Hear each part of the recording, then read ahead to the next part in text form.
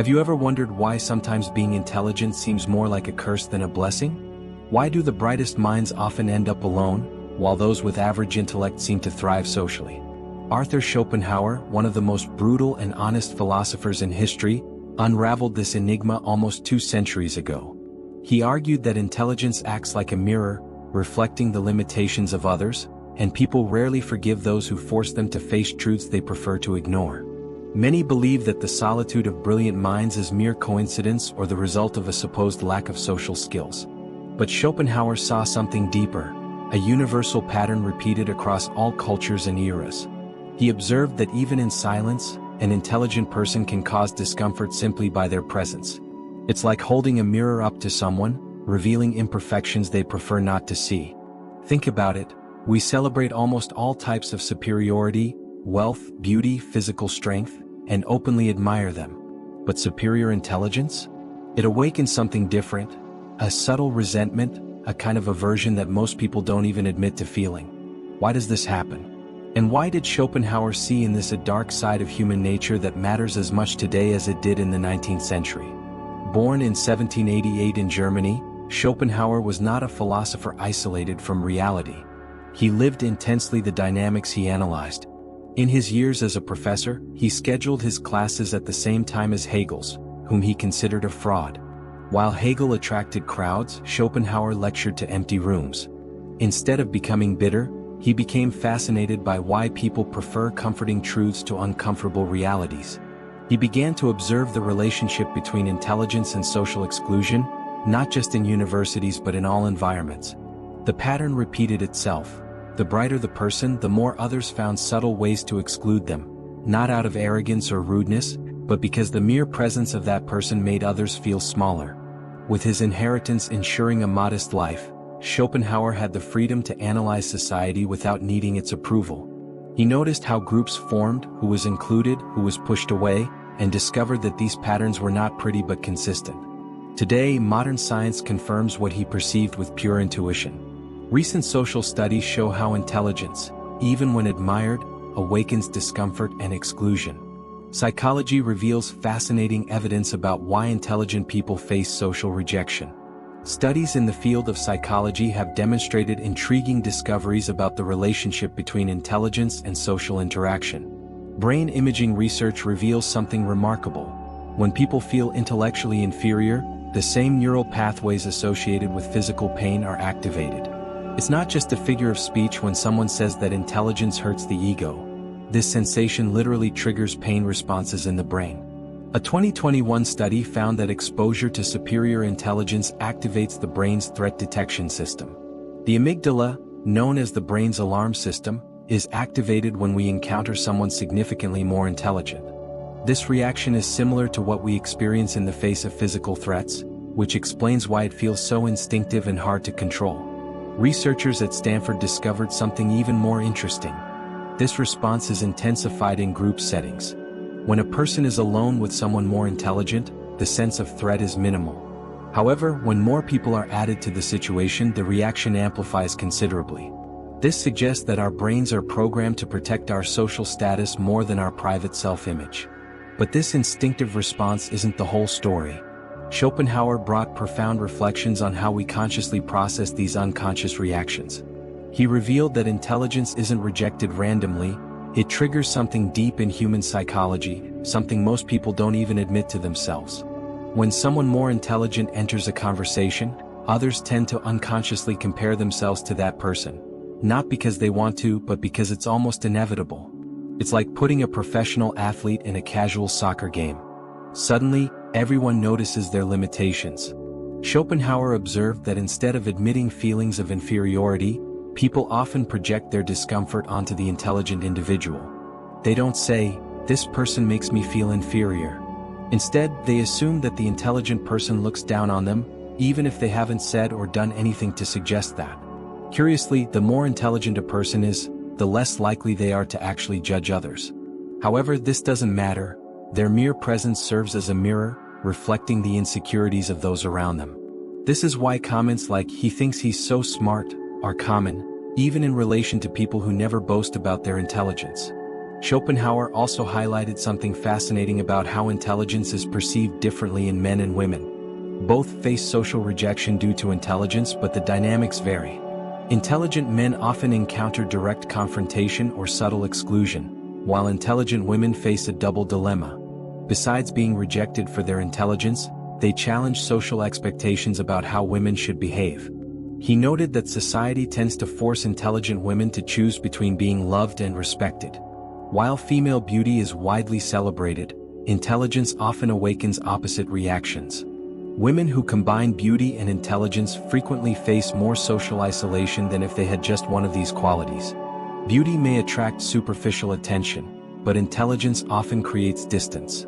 These discoveries reveal how the interaction between intelligence, insecurity, and social dynamics is complex, explaining why highly intelligent people can paradoxically face rejection. Recent research confirms this. Studies show that intelligent women often downplay their abilities in social settings, something their male colleagues feel less pressure to do. They face more of what psychologists call competence and likability compensation. The more competent they seem, the less likable they are perceived by both men and women. Isn't it curious how the most popular person in a group is rarely the most intelligent? Schopenhauer explained why mediocrity makes people comfortable. It's like a blanket that says, "Don't worry, you're fine, it's normal." Average minds have a special social power. They don't challenge anyone's self-image, they don't make others question themselves. On the contrary, they make everyone feel comfortable with their own thinking. Think about the conversations in most meetings. They're limited to simple topics, obvious jokes, and basic observations. Keeping things superficial keeps everyone at ease. The moment a more complex idea arises, the atmosphere changes, becoming tense. I've seen this in all fields. Mediocre artists have had more exhibitions than brilliant ones. Average writers have sold more books than profound ones. Not because people don't notice the difference, but because mediocrity doesn't make them feel inadequate. Now, let me show how this pattern persists in the modern world and why it might be even stronger. Observe your workplace or social media. Schopenhauer's insights reveal themselves in current forms. The brilliant colleague who avoids lunches, the reflective posts ignored while simple memes go viral, it all reflects the pattern identified centuries ago. In companies, we give it new names. We talk about cultural fit or emotional intelligence. Sure, these matter, but how often are they just ways to avoid intellectual discomfort? Even in tech companies that value intelligence, the most successful are usually not the brightest but those who make others feel intelligent. Social media makes this clearer. Deep ideas are ignored while shallow opinions go viral. Why? Because depth makes people think and thinking causes discomfort. It's easier to share something simple and popular than a complex truth that raises doubts. Even in education we see this. Schools claim to value intelligence, but what's really rewarded isn't the most original thinkers but those who simplify ideas for general inclusion. Here's the paradox. Society needs intelligence but actively resists it. Schopenhauer called this the final social paradox. We celebrate geniuses only after their deaths. Newton, Einstein, and Marie Curie are revered today, but in their lifetimes they faced rejection. Newton was known for his solitude, Einstein was called a fool by his teachers, and Curie was dismissed by the scientific establishment. This paradox is everywhere. Companies say they want innovators but reject disruptive ideas. Universities seek brilliant minds but reward conformity. Society needs progress but resists the people who create it. Schopenhauer explained that intelligence is a power that cannot be controlled. Wealth can be regulated, physical strength limited, beauty managed, but you can't control what an intelligent mind can think or create. Understanding this doesn't mean accepting social isolation. Schopenhauer didn't just point out problems, he gave us a map. First, understand that your intelligence isn't a mistake. The reaction of others isn't personal but social. Save your most complex ideas for people and situations where they'll be valued. This isn't about seeming less intelligent but about choosing your moments wisely. Find your tribe. Schopenhauer noticed that highly intelligent people tend to form small, united groups. Today, with the internet, it's easier than ever to connect with like-minded individuals. You don't need everyone to understand you, just enough of the right people. Some of the most successful intellectuals in history found ways to bridge the gap between intelligence and social acceptance. They created specific strategies from which we can learn.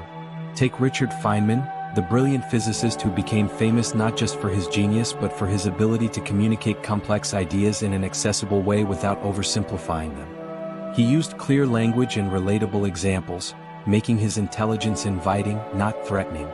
Ada Lovelace, often called the first programmer, created what she called social laboratories, gatherings where intelligent people could exchange ideas freely and make everyone feel welcome to participate and learn. She showed that intelligence doesn't have to be isolating if you create the right environment. Even Benjamin Franklin, despite his great intellect, presented himself as a constant learner rather than an authority. He shared ideas in the form of questions or suggestions, making his intelligence a shared journey, not a superior position. Now, see how all this connects to transform your social approach. Being intelligent doesn't mean you're doomed to loneliness. Schopenhauer didn't say this to make us feel hopeless but to help us better navigate reality. Think of great minds. Darwin spent years in isolation developing his ideas. Einstein worked in a patent office far from academia. Marie Curie faced resistance. Yet they all found a way to make an impact and, more importantly, to find fulfillment. The key isn't to hide your intelligence or pretend to be something you're not. It's to understand social dynamics and work with them, not against them. Sometimes this means stepping back. Other times, it means finding the right audience. It always means being true to yourself while engaging intelligently with others. Remember, just because society often resists intelligence doesn't mean it doesn't need it. Every advance in humanity has come from someone who thought differently, saw deeper, and dared to be above average. This won't change. The next time you feel the social reaction against your intelligence, remember what Schopenhauer taught. You're not wrong, you're just reflecting the truth. How others react to that reflection isn't your responsibility. Share in the comments how you've dealt with the social challenges of being intelligent. And if you want to explore more insights from the great minds of history, click the subscribe button. We're just getting started.